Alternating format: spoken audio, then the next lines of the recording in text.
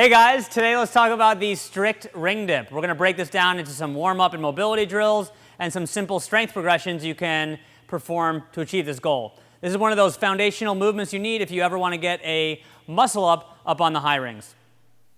All right guys, before we get into the warm-up and mobility, I want to remind you, if you don't have a basic push-up yet, that's really going to be the foundation of some of these more advanced bodyweight pressing drills like the dip that we're doing today. All right, so what we're going to do for our warm-up is going to include push-ups. It's going to be 3 movements. It's going to be a scapula push-up, regular push-up, and something called a German stretch. We're going to do 2 rounds of this. The scapula push-up starts just like the top of a push-up or a plank. Our body's nice and tight, feet together, and we want to keep the elbows straight by bringing the shoulder blades together, pushing them apart. Nice and slow for 15 reps. Don't let the hips sag, and don't let the elbows bend when you do this. Do 15 reps there. Then we're going to go into 10 push-ups. Focus on keeping the body rigid, chest and hips moving together. Full range of motion for 10 reps. And then we're going to do something called a German stretch for 30 seconds. So start with your hands, fingers pointing away. Bring your butt away from your hands. Bring your feet out in front, and you can kind of find that end range of motion. Pull your shoulder blades back and hang out here for about 30 seconds. All right, we're going to go through that sequence 2 times as our warm-up and open up that shoulder position for the bottom of the dip and just kind of warm up our pressing. All right, now that we're warmed up, let's talk about those strength progression drills. There are 3 different positions we want to get strong in. The full range of motion dip, that's the obvious one, and then getting strong and holding the top and the deep bottom of the dip positions. All right, so let's start with the dip. This is the first one you're going to perform. We're going to use 2 benches here. You can also use any boxes, but I want you to be able to put your hips between where your hands are, just like the rings would be. All right, so I'm going to set up here, and I want my wrists to be right next to my hips and my torso tall. All right, my feet are out in front. I'm going to perform the dip. So at the bottom, my shoulder is below my elbow. At the top, I lock out. Okay, we want to avoid when our hips are far forward of our hands. Okay, so make sure that when you perform it, your hips go straight up and down, nice deep dip, and a good lockout. The goal is to perform 5 sets of 10 reps with 60 seconds rest in between. When you first start this, you might not be able to perform that many reps and sets, but start slow, build up. When you accomplish that goal, we'll move to the next progression. All right, so moving on to our second progression. From the benches, we're going to perform the same thing now on the rings. So this makes it a little more challenging because the rings are not as stable, which we want to get comfortable with. So this is the exact same drill. Our goal is to work up to 5 sets of 10 reps with 60 seconds rest in between.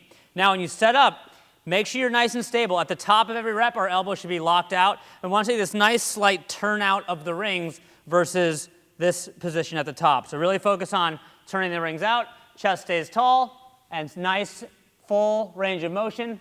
Down and up. Okay? So again, start low reps and sets, build up. When you accomplish 5 sets of 10, move on to the next progression. All right, and we're on to our final progression for the full range of motion dip. Now I have a nice set of parallel bars here, but you can set up boxes or any 2 static devices to be able to perform a full range of motion dip with your feet off the ground. Okay? Our goal here is building up to sets of 10. If you can do 5 sets of 10 dips on here with 60 seconds rest, you're probably able to do a ring dip at that point. But again, start nice and low, sets of 5, building up to sets of 10. And same setup here. We want to start at the top, okay? And try to get that full range of motion. If you have to tuck your feet, that's okay as well. We want to see at the bottom the chest is upright, shoulder comes below the elbow, and you drive back out to the top, all right? So that's the final one. Again, working on this static position, along with our next progression of holding the top and bottom of the dip, are really going to get you to that ring dip. All right, so onto our static holds. We worked the full range of motion dips. You're working through those progressions. And then the other 2 you're going to work with that at the end of your session is going to be static hold, the top and the bottom of the dip position. Now we're going to do the same progression starting with feet on the ground using benches or boxes here. And can you hold this top position for 30 seconds, right? 5 sets, 30 seconds, with 30 seconds rest in between, as well as holding the bottom position for 30 seconds. This position is significantly harder to hold, okay? So I want you to try to build up work sets at the top and work sets at the bottom. When you can accomplish that task, move over to the rings again. All right, once you pass the static bench, you're going to move on to the low rings. Feet are on the ground, working that top position. Remember, when we're here for the top, we want to see the rings slightly turned out, elbows locked. We don't want to see the elbows turned in and the rings turned in, okay? For the bottom position, keep your chest upright. Ideally, your biceps are touching the ring, shoulders are below the elbows. Again, fighting for that position, all right? When you're done here, we're going back to the parallel bars.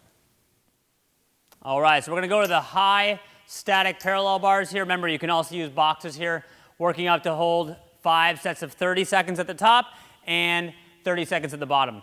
Now that we have our full body weight, I want to focus on, at the top, really pushing away from the bar. We don't want to sink into our shoulders like this, but we want to stay active, okay? So really focus on that there. When you're at the bottom, try to stay controlled. This gets really challenging, okay? As you get tired, don't let it sink past where you feel comfortable. Try to stay in that same position you've been performing your dip in the entire time. When you can pass this, we're going to go on to the high rings for the first time. All right, we've finally made it to some higher rings. Now, it's very likely you'll be working on these for static holds before you're ready for a full ring dip. But same as our rings with our feet on the floor, when we get to the top, we want to be able to turn the rings out slightly with the elbows locked, pushing up against the rings. We don't want to sink down, and we don't want to let the rings turn in, okay? Work up to 30 seconds, just like the other progressions. And then again, same on the bottom. We want you to stay in a comfortable position. You can set up here with your feet on the ground, feel tight, and then just pick your feet up, get nice and strong, feeling comfortable on those rings. All right, guys, so that's it. We got 3 things to work on: the full range of motion dip and the top and bottom positions. Using static elements, our feet on the floor to help in the beginning, building up some volume, supplement that with some basic push-up work, and you'll get your ring dip in no time. Please comment below if you have any questions, and we'll see you next time.